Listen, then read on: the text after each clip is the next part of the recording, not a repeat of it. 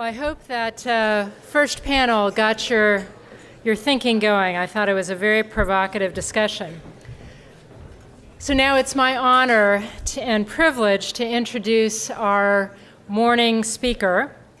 Representative Paul Ryan is a fifth-generation Wisconsin, and I'm told very proud of it.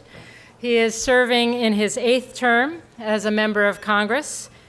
He holds the very influential positions of chairman of the House Budget Committee and also serves as a senior member of the House Ways and Means Committee, which has jurisdiction over everything from tax policy to Social Security to health care to trade. He is someone who has leaned forward and put out his views about how to tackle our fiscal crisis, how to balance the budget. And probably most Americans were introduced to him when he was a candidate for the office of Vice President of the United States in 2012.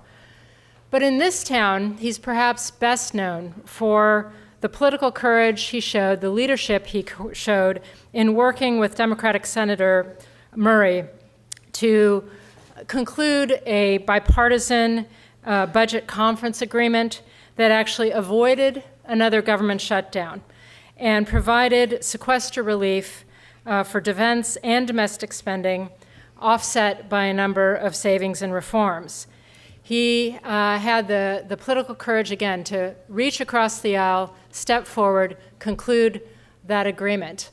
Today, we have the privilege of hearing from Representative Ryan about his thoughts on the U.S. role in the world and the future of U.S. national security. Please join me in giving him a very, very warm welcome. Thanks,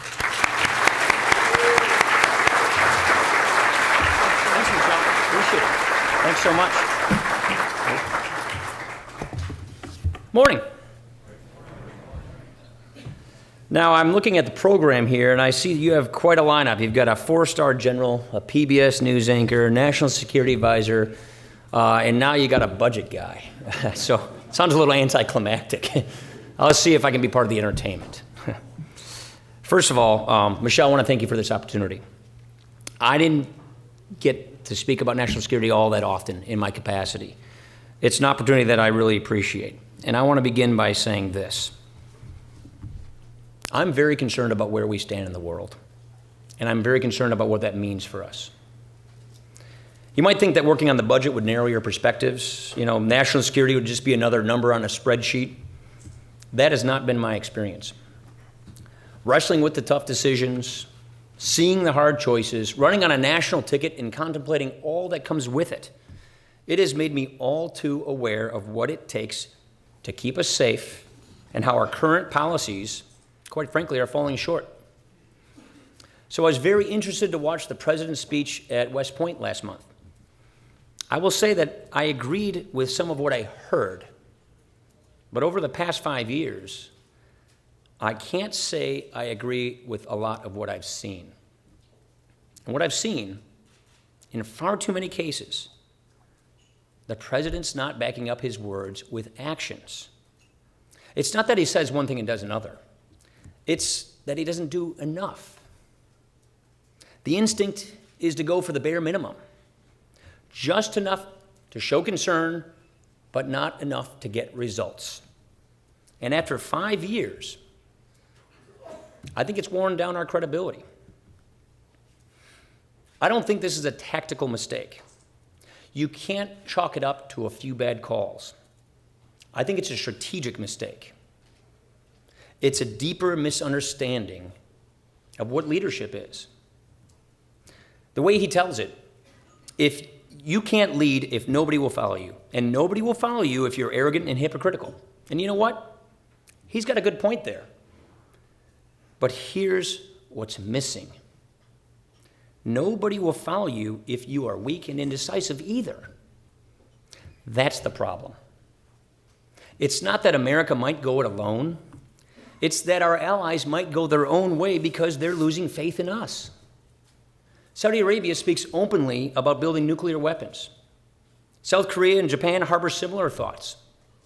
And all the while, Russia, China, and a gang of rogue states continue to disrupt the international order. Our allies are anxious, and we're not reassuring them. They're calling for help, and nobody's picking up the phone. And what it all comes down to, all the hand-wringing and all the indecision, is how you answer this question. Why should America lead? The president says we're exceptional because we affirm international norms. Well, that is true. But that's only part of it. I think America is something more than simply a team player. We don't just affirm international norms, we shape them. We make human rights an issue. We make free enterprise the norm. And so America should lead not just because of whom we stand with, but because of what we stand for. Freedom, justice, the rule of law. That's why our allies are so disappointed. We seem to have forgotten that part of our leadership, our vision. When Russia invaded Ukraine, the president spoke with all the moral outrage of an instruction manual. The best he can sum it up was deeply disappointing. Well, foreign policy isn't simply a matter of norms. It is also a matter of right and wrong. A leader has to propose and explain and defend a course of action, not just ask for a show of hands. And then once you make a decision, you have to follow through. Look, the world isn't perfect, and we shouldn't try to make it so. To say we are the leader is not to say we're always the enforcer. Instead, we're the chief advocate for our interests and for our principles, because a lot of people in the world share our principles. And when we see a country that stands for the things that they believe in, when they see a country that does the things that they admire, they want to work with that country. They want to be our partners. That's why our vision is essential to our security, because nobody will follow you if you don't know where you're going. That's the issue. Our friends think we're adrift. Our rivals think we're sinking. Our credibility is at risk. And so, with it, our security. So our job, as I see it, is to rebuild our credibility, both our resources and our reputation. We have to develop the full range of our power. And yes, that means we have to develop our military, but we shouldn't be quick to use it. Teddy Roosevelt didn't say, throw a few punches every now and then to keep them guessing. He said, speak softly and carry a big stick. Because in a dangerous world, we have to be smart, we have to be steady, and at all times, we have to be clear. We have to convince our friends and our rivals that we are strong. And the most compelling arguments are acts, their deeds, concrete achievements. So today, I'd like to propose a strategy for the 21st century, one I would call a strategy for renewal. To rebuild our credibility, we have to renew three sources of our strength: our allies, our military, and our economy. First, we need to strengthen our allies. We can't just tell them to do more. We have to help them do more, especially given the dangers we face. Today, the terrorist threat is both direct and diffuse. Over the last 3 years, RAND estimates shows that the number of hostile militants has doubled. Al-Qaeda and its fellow travelers are in nooks and crannies all around the world, and all too often, they hide in the shadows of their state sponsors. We should be ready to use every weapon in our arsenal to root them out, whether they be drone strikes, direct strikes, or economic sanctions. And we should deny weapons of mass destruction to their state sponsors. But the fight against terrorism is global in scope, and we can't fight it alone. We need partners. We need partners starting with Afghanistan. On 9/11, it was a terrorist hotbed. Today, it's a very fragile democracy. But our commanders on the ground have told us that our gains are not guaranteed.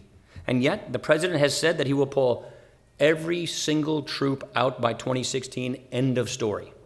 In other words, we told our enemies, wait us out. The commander-in-chief's focus should be the conditions on the ground. We should bring our troops home as soon as possible, but not before they finish the job. We have lost over 6,800 servicemen and women in the war on terror. The best way to honor their sacrifice is to complete the work that they started.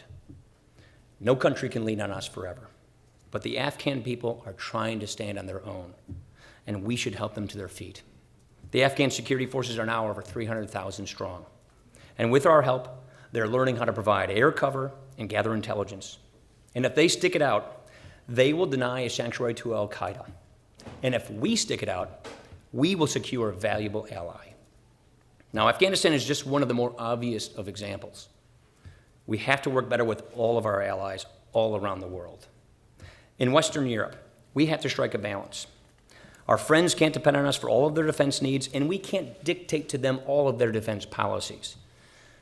Every member of NATO has pledged to spend at least 2% of their economy on defense, but only 3 countries do: Britain, Greece, and us. That said, we can't just tell everybody to pony up. It's not how much we're spending, but how they're spending it. We have to convince them to build a coordinated set of capabilities, a set of tools that together will help secure our shared interests. For example, we need to help in protecting all of us from the threat of ballistic missiles and from cyber warfare. Now, in Eastern Europe, we cannot leave our friends in the lurch. Russia is flexing its muscles these days, and our allies are understandably concerned. We need to make very clear that the NATO pledge to common defense is not some paper promise. It is an ironclad commitment. And I'd say that the European Reassurance Initiative was a step in the right direction. But we also need to start talks with our allies so that we can strengthen NATO's permanent military presence on the eastern frontier. Our friends stood with us in Iraq and Afghanistan heroically. We need to stand with them in their hour of need. Now, there's another issue that demands our attention, and that's Asia. I recently went on a trip to Japan, South Korea, and China, and it was very clear from our conversations that they're a little skeptical of our commitment to the region. We supposedly made a pivot to Asia, but we didn't leave much of a footprint. The numbers speak for themselves. Just under 3,000 Marines are on rotation in Australia. Just 4 littoral combat ships are to be based in Singapore. And with numbers like these, our allies wonder, if they're in a pinch, will we be there? They need a reason to believe. There is no better reason than the United States Navy. If we refuel the USS George Washington, we can keep 11 carriers in the fleet, and that way we will have about 3 carriers, including the one stationed in Yokosuka, Japan, forward deployed at all times, whether in Europe or Asia, in Africa or Latin America. We have to strengthen the ties that bind. And I mean all those ties: economic ties, political ties, cultural ties, anything that aligns our interests and promotes a common worldview. Both our interests and our principles are important, because if we pursue one at the expense of the other, we may end up with neither. For instance, the president has recognized a new Palestinian Authority that includes Hamas, an unapologetic terrorist organization. We've undermined our ally Israel on a key issue, and that makes them only less likely to trust us. If we want to strengthen our allies, the first thing we need to do is strengthen their trust. And if we want to lead our allies in the 21st century, then we're going to need a military that is ready for the 21st century. So the second thing we need to do is rebuild our military. Today, we lead the pack, no question about it, but our rivals are gaining. Last year, Russia increased military spending by 4.8%. In China, 7.4%. And us, if you look at the president's new proposed budget, the Army would shrink to its smallest size since World War II, the Navy to its smallest size since World War I, and the Air Force to the smallest size ever. Every year he cuts so deeply and so unevenly that he's hurting both our current and our future capabilities. Today, if a major threat arose, only a handful of Army brigades would be ready for combat, ready to deploy. That's not much of a deterrent. We may have both too little today and far less tomorrow. Now, I voted for the Budget Control Act because I thought it would help force us to fix our entitlements, but the other side refused. And so the little progress we've made against the deficit has come, at least in part, at the expense of our national security. That's why I negotiated last year's budget deal with Patty Murray, so we could stop the arbitrary cuts to our defense, because the fact is we need an upgrade. Today, we're living off the defense buildup of the Reagan years. In the 90s, we cashed in on the peace dividend. And over the last decade, we have acquired some new capabilities, but they won't be all that useful against the challenges of the future. Now, government's not the most efficient thing there is, and the Department of Defense is no exception. Our equipment is the best that it's out there. but we're spending too much money and waiting too long to get it. Over the past few years, we've canceled nearly every major Army procurement program. We've scrapped big parts of the Navy's modernization plans, and we've scaled back procurement on air superiority fighters. We're just starting to revamp that procurement process, and we cannot let up. More of the same old equipment won't do. The times call for a new set of capabilities, like directed energy weapons and advanced missile defense. These tools will help us maintain a qualitative advantage that has set us apart. But the times also call for a new way of thinking. We have to remember the lessons of counterinsurgency, and we have to prepare for the next generation of threats. Many countries want to restrict our access to the global commons, whether in the Pacific littoral or cyberspace. The threats have changed, and we will have to change with them. And if we want to meet those threats, we will have to always also spend more on defense. But if we just borrow more or raise taxes, we will strengthen one asset by damaging another. So the third thing we need to do is fortify the pillars of the global economy, starting with the main pillar, our economy. We can't afford a strong military without a strong economy. We encourage free enterprise all the time abroad, and we could use a little more of it here at home. The House Republican budget is full of ideas to rev up economic growth, tax reform, regulatory reform, energy production. But the most important is paying down our national debt. We can't be a good neighbor if we're not the master of our own house. To us, the debt is a liability. To our rivals, it's leverage. And to our friends, it's demoralizing. It's hard to trust a country that has maxed out its credit cards and taken out a third mortgage. And remember, we issue the world's reserve currency. That's a great privilege, one that the world often thinks we're abusing. So it's pretty simple. The greatest threat to the American leadership is our national debt. Today, the world is wondering, do we know how to balance our budgets? Do we know how to grow our economy? And the answer has to be a firm and unmistakable yes. That means we have to take on the drivers of our debt. We have to reform our entitlements. If we pass the House Republican budgets, we'd strengthen Medicare by giving seniors more choices, we'd pay down our debt. And we give job creators the certainty they need. By 2024, economic output would be unmistakably higher, $1,100 per person. And here, foreign policy can work hand in hand with good domestic policy. If we took full advantage of our shale energy, we would not only boost our economy, we would help protect our allies from energy blackmail. We know what we need to do. Step up our natural gas exports, increase production on federal lands, and resist the temptation to overregulate. There's one more pillar that needs tending, and that's China. I could think of no better testament to the potential of free enterprise. After years of isolation, we welcome the Chinese people into the world economy. But with its new power, China isn't trying to bend the rules. In many ways, it's trying to rewrite them altogether. It's stealing our intellectual property. It's attacking our companies. It's promoting crony capitalism. In a narrow-minded pursuit of its self-interest, China isn't trying to uphold market principles, but in many respects, it's trying to upend them. So the message that we want to get across is this. The market economy works for us, and it can work for them too, and it doesn't pay to break the rules. Many of China's neighbors, like Vietnam or Malaysia, they can't stand up to China on their own. But if we pull them together, we can hold China accountable. And the hope ultimately is to pull China in too. A good way to start is trade. The Transatlantic Trade and Investment Partnership would reassure our friends in Eastern Europe. The Trans-Pacific Partnership would reassure our friends in Asia. And as we draw our friends closer in a time of danger, we would put our rivals on notice. There are costs to confrontation and benefits to collaboration. We can't withdraw from the world. We have to stay engaged. And if we have to stay engaged abroad, then we have to take care of some of our business here at home. That's why we have to renew the sources of our strength, to pursue a strategy of renewal. You know, after a decade of war, our country is clearly a little skeptical about the world and its needs. And that's more than understandable. That said, I think we need to clear something up. American leadership does not demand a more militarized foreign policy, but a more creative one. You know, Jack Kemp used to say, he wasn't a hawk. He was a heavily armed dove. That's what I like to think I am, and what we all are. We prepare for war so we can keep the peace.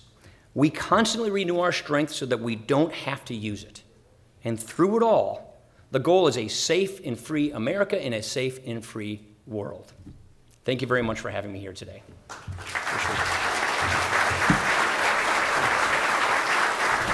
Sorry, I'm running a little long. So Congressman Ryan has very generously agreed to answer a few questions. So I am going to call on people. Please state your name and then ask a question.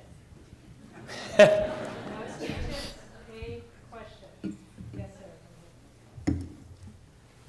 Microphone should be coming to you. Ask them to introduce themselves, too. Why don't you stand up, sir? Right? Yes. Hi, I'm Daniel Dresner. I'm a professor at the Fletcher School of Law and Diplomacy. You repeatedly asserted that the greatest threat to American national security is the national debt, with the implication that countries like China might somehow exercise leverage over us in terms of foreign policy. Do you have any evidence for that assertion? Sure, they own a lot of our paper, and that's leverage right there in and of itself. But do you have any evidence that the United States has actually altered its policies because of it? No, what the evidence I would say is, look how weak we are with respect to how our debt is overwhelming us. In 2018, the debt starts ticking back off. We're $1 trillion deficits by the end of the decade. That in and of itself gives us great problems. By 2026, Medicare, Medicaid, and Social Security plus interest consume all of federal revenues according to CBO. So we won't have fiscal space to do the things that we want to do to have a strong and leading foreign policy. So we have to get ahead of our entitlements. Our entitlements will give us a lower standard of living, slower economic growth. It won't give us the money we need to keep our nation safe with a strong national defense. And that in and of itself is one of the reasons why we're losing leverage and why other countries are gaining leverage over us. And being so dependent on other countries to cash flow our government by buying our bonds is putting us in a weak position. Yes, right here on the aisle. You can stand up so our microphone. Hello, I'm Margaret Cope, independent consultant. My question has to do with the economy and national security, and thank you for your leadership, Representative Ryan. How about a plan, a bipartisan plan, the Simpson-Bowles or Domenici-Revlon? Can we consider one of those? Yeah, my preferred bipartisan one was Rivlin-Ryan, but or Ryan Wyden or whatever you want to call it.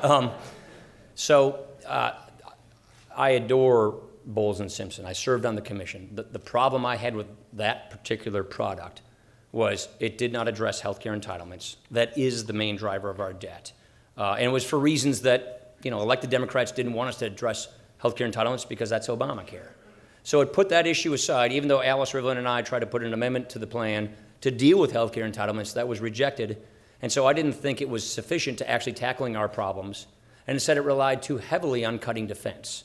So what we did in the House budget that we've now passed 4 years in a row is take all those elements of Simpson-Bowles we liked, added that to our budget, and then did the healthcare entitlement reform that are absolutely essential if you're going to get this debt ever under control. So what I think we ought to do is take ideas from both sides that we agree with, such as what Ron Wyden and I proposed in Medicare, or what Alice and I proposed in Medicare, and what Bowles Simpson did in the areas we like, put them together and move that. And that's exactly what the House Republican budget has done for 4 years, to actually fix the problem. Yes, sir. Please stand up.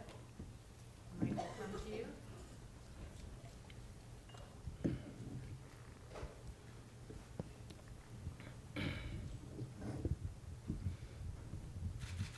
Thank you. I'm Pete Shetley, retired from State Department. After 6 million Jews were killed in World War II, we said never again. After Rwanda, President Clinton apologized for inaction. So how would you persuade the American public that the U.S. should intervene in humanitarian places like Syria? You have to try. That's part of the problem I see with our current leadership.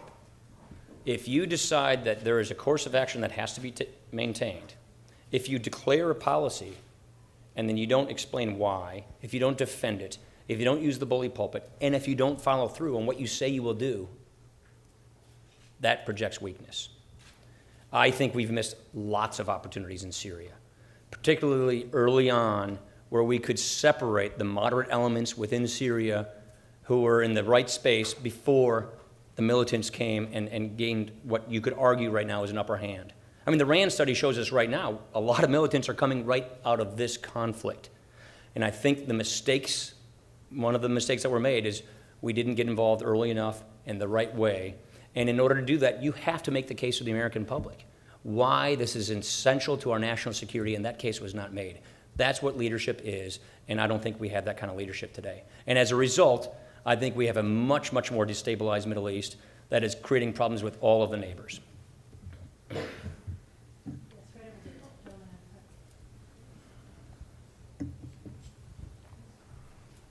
My name is Trevor Parks. I'm a student at William & Mary, and I work at the Hudson Institute. I was just wondering if you could talk about any structural changes that will happen in Social Security in the future. Obviously, with baby boomers starting to reach that age, it's going to be a bigger part of the budget. Yeah, so let me give you just a couple numbers that really matter. We have 10,000 people retiring every day in America today at that pace for the next 10 years. I think a couple of the things that are natural ideas that I've long personally proposed are to do more progressive indexing or more means testing to the benefit formula and to reflect longevity. Look, when Social Security started, the retirement age was 65 and life expectancy for men was like 63 or something like that. The numbers added up really well back then. That's not how it works today. And I believe, and I've proposed this in the past quite a few times, that the retirement age should reflect longevity. And if you actually peg the retirement age to the Social Security's actuaries' longevity tables, it would go up 1 month every 2 years. The retirement age wouldn't reach 70 until year 2103. But doing those few, what I would call modest changes on means testing on the retirement age takes you more than halfway there to solving that problem. So of all the fiscal challenges we have, I would argue Social Security is probably the easiest one. It's really the healthcare entitlements that's the biggest one. That's the toughest one. I have surprise, surprise, I don't like Obamacare. I have a huge disagreement with its architecture, with its construct. I think it's effectively confiscating about 16 to 18% of our economy. I think patient-centered healthcare is the far better way to go. I'm convinced that premium support is the best way to save Medicare and put seniors in charge. Those are the big drivers. It's the healthcare entitlements that are the most challenging and the most complicated, but the most impactful. Social Security, I think, is arguably much easier to fix because it's a simpler system to fix. We have time for one last question. Gentleman right here on the aisle. Thanks, Congressman. Given the recent developments in Iraq, I'm sorry, John Schroden from the CNA Corporation. Given the recent developments in Iraq, especially the news of the last couple days in Mosul and the push south from there this morning, I'm wondering if that situation gets too much worse, would you support sending U.S. troops back into Iraq to support that, and to what end? I don't know the answer to that last part of the question. I think the conditions would. What bothers me about this is the fumbled sofa. So militants have Mosul. They're putting up a good fight in the West, and that's partly a problem with Syria, per your question. Our administration said they wanted a status of forces agreement. They said they would get a status of forces agreement, and we have none. And so to me, and I've been there, all of the blood and treasure that was invested, and we have no presence, no SOFA, status of forces agreement. I think that is a cautionary tale of what's to come if we don't get these right. As to whether or not what's going to happen in the future in decisions, I think there are too many unanswered questions to give you a really good answer to that. Other than it would be nice to have force enablers and advisors there on the ground helping them going through this situation so that we have the valuable ally that we'd like to have in the near future, in the long-term future. And I think, again, that development is part of the problem that we have with our foreign policy today, where we say we're going to do one thing, then we accomplish a different result, such as not having a status of forces agreement with Iraq. So please join me in thanking Representative Ryan. Thank you. Thank you, John. Appreciate it.